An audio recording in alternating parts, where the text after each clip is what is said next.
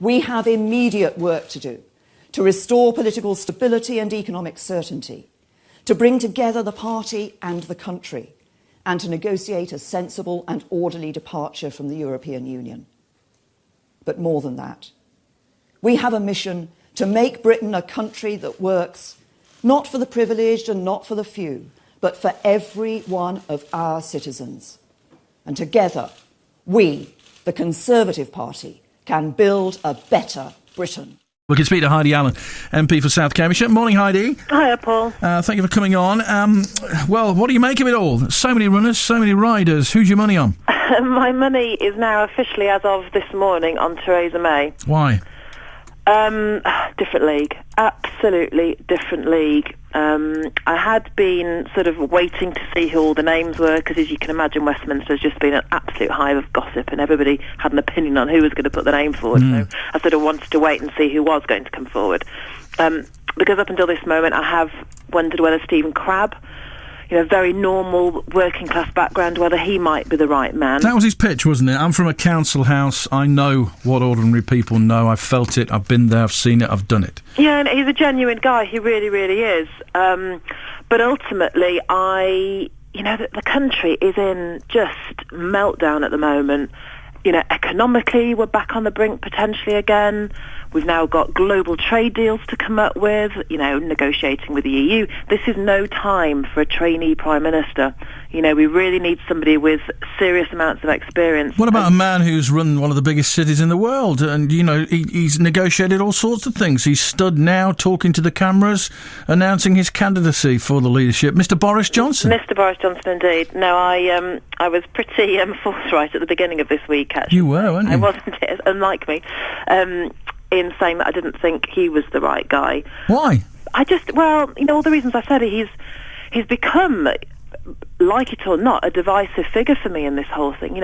As many people who voted leave, who genuinely believed that was the right thing to do, are now unfairly being tarred with this, this nasty brush that's come out about, people shouting things in the streets at people from, outside the UK, etc. This nastiness. Now, is that his fault?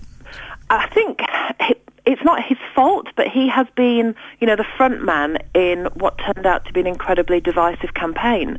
So therefore, I don't think he can be the one to find harmony and bring people back together again. It has to be somebody neutral who hasn't stood, loudly on either side of the fence, actually. And that was another reason why Theresa or Stephen, for me, were the best candidates for that. Does it have to be somebody that's not seen to be so anti-Europe, so vitriolic? Because there's a lot of negotiations to do. Is that part of it?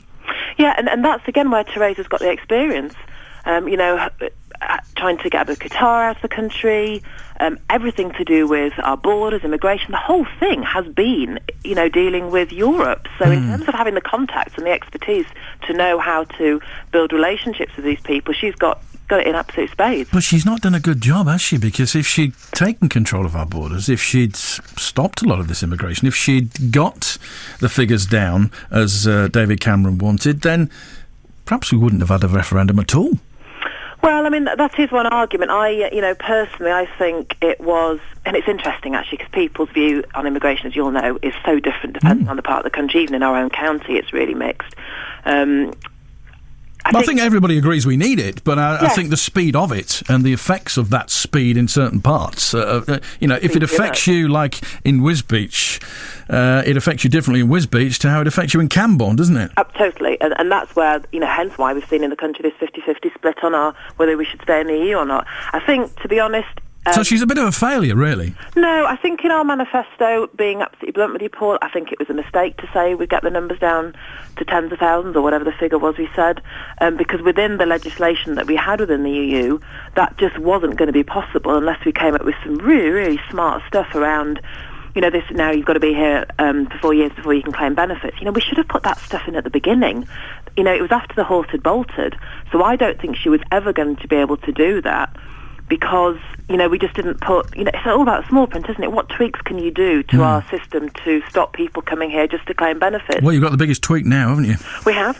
We have indeed. Yeah. But, I think we need a sensible, non-showy, non-attention-seeking hard worker, and I think that's what she is. And she's been in that office, the Home Office, for 7 years now, which is a lifetime for a Home Office minister, isn't it? Yeah, it's funny. I do remember my very first party conference about, 3 or 4 years ago.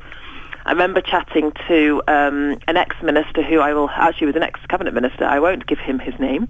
And I remember saying to him, gosh, I don't understand why ministers and cabinet ministers get changed every year or so.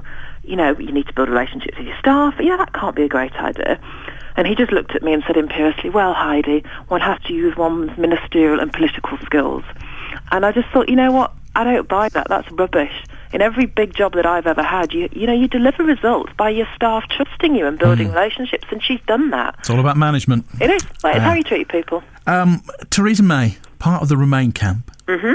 If she becomes Prime Minister, she's got to go to Europe and she's got to negotiate our exit. Will she? Or will she be tempted to softly, we'll stick around, we'll have sort of Brexit light? You know, is she the right person, really?